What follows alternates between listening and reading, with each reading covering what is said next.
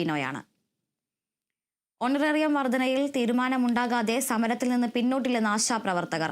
സമിതി രൂപീകരിച്ച് റിപ്പോർട്ട് തയ്യാറാക്കുന്നതിന്റെ കാലാവധി 1 മാസമായി ചുരുക്കാമെന്ന തൊഴിൽ വകുപ്പിന്റെ നിർദ്ദേശം സ്വീകാര്യമാണ്. എന്നാൽ അതിനു മുൻപ് ഓണറേറിയത്തിന്റെ കാര്യത്തിൽ തീരുമാനമുണ്ടാക്കണമെന്നതാണ് സമരസമിതിയുടെ ആവശ്യം.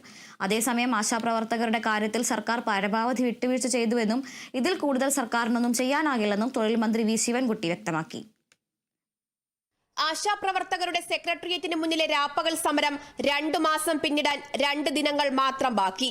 മന്ത്രിതല ചർച്ചകൾ 4 കഴിഞ്ഞു.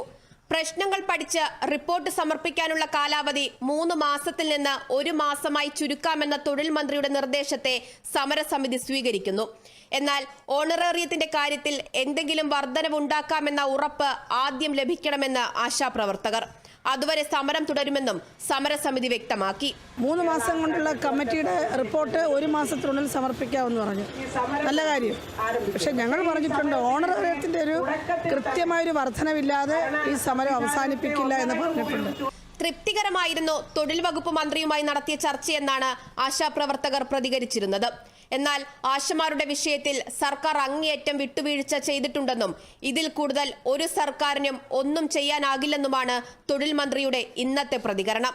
സംസ്ഥാന ഗവൺമെന്റ് ഏറ്റവും അധികം വിട്ടുവീഴ്ച ചെയ്തുകൊണ്ടുള്ള ഒത്തുതീർപ്പ് വ്യവസ്ഥകളാണ് അവതരിപ്പിക്കപ്പെട്ടിട്ടുള്ളത്.